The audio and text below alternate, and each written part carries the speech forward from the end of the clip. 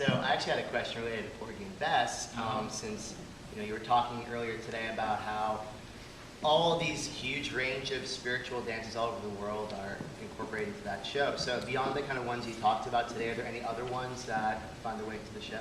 Yeah, there's a funeral, a wake in it, and so I use dances from Cote d'Ivoire, from that same region, kind of mourning dances and grief. And then there's a dance, a gungun, which is from Haiti, which is a call for the ancestors. And so when the women come up to deal with the body, they're doing that movement. So, and when I talk, in the workshop, we didn't really choreograph, but I played around with movement to talk to them about. So at the funeral, we don't want to have an opera that just sat there and sang. But we don't, when I talked to Diane Paulus, the idea was how do we get the story in people's bodies, which is, I think, why I worked on the project. So I'm saying, if you had a funeral, how would they respond? And so they have the stages of the despair, this man was killed, and the grief, right? And then the honoring him, right? Because he's about to join the ancestors. So there's traditional dances, for the most part, there's a purpose to it. Also in the funeral section, they use the movement from Nigeria or Cuba, Oya, a deity who is connected to the ancestors, but is in charge of change. So we talk about them wanting change to come to the community because the craziness is going on. You see the story. Right? So there's that connection to, again, the ancestors and our ability to embody change and make change happen. What happened in your journey that made these stories important to you? I was my great uncle founded a church in Brooklyn, and so I grew up in the church. I had an uncle on my mother's side who was a Muslim. At the family church, it's very strict Pentecostal. No women, no shoes, no makeup, no V-necks. Yeah.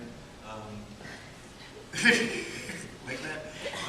So we went to another church that was a little more open, where I think I was teaching Sunday school when I was 12. But this fight of which religion is right, this judgment made me say, okay, no, it's not just who the Most High. It's not. We can't say that people who are praying to Buddha are not going to heaven, right? Or indigenous folks who have another practice. So I was just kind of open to and curious about. And then, so the other side of it is that I loved to dance around the house and was afraid to take dance classes. Right? And I went to see the LA Company, was in the 2nd grade, and made a dance to My House by Nicky Giovanni. This poem is a gospel song, right? Because like, oh, you can make a dance about church and people and God, all that, in 2nd grade. But I was scared to take dance classes. So it wasn't until I graduated from high school and gave up this scholarship for journalism that I said, oh, I'll dance for the summer. Realized I couldn't dance, I was 16 years old, and was looking at the dance scene and didn't really recognize real people, right? The people were dancing, it was gorgeous, but like real people, I didn't see. And so I kind of bit the bullet and was a precocious 19-year-old kid and said, I'll start a dance company, called it Evidence. So when you see the company, it's like real people, the human condition, just not demonstrating that we can dance, but telling you something about us, and hopefully you see your uncle or your aunt. You're going on the street, I want you to recognize the people. I was going to see this incredible activist poet, Audre Lorde, and she would always ask the audience, are you doing your work? Right? So I'm 18 years old. What is my work? Right? For someone to ask me that every time I went to see it, she was asking the whole audience. As I turned to a big brother in the circle down the woods, I said, I know I just started learning how to dance, but I think I want to start a dance company. And he said, well, who is going to tell your grandmother's stories? So I had Audre Lorde saying this, Ella Wood saying that, and then another big brother in the circle, Craig Harris. So maybe your work is in dance. And they were writing all this work about identity.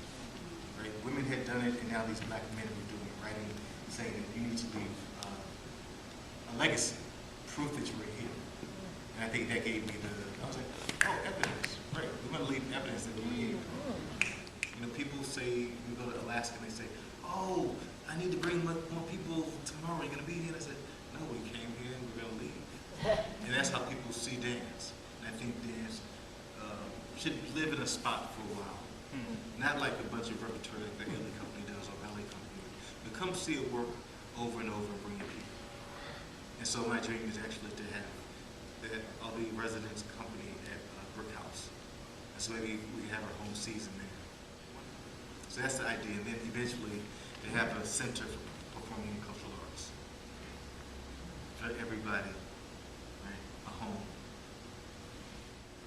And so it's amazing, again, from this kid that was afraid to take dance classes and was 19 years old and didn't know if there was a space for this thing that I wanted to do that I believe was my purpose.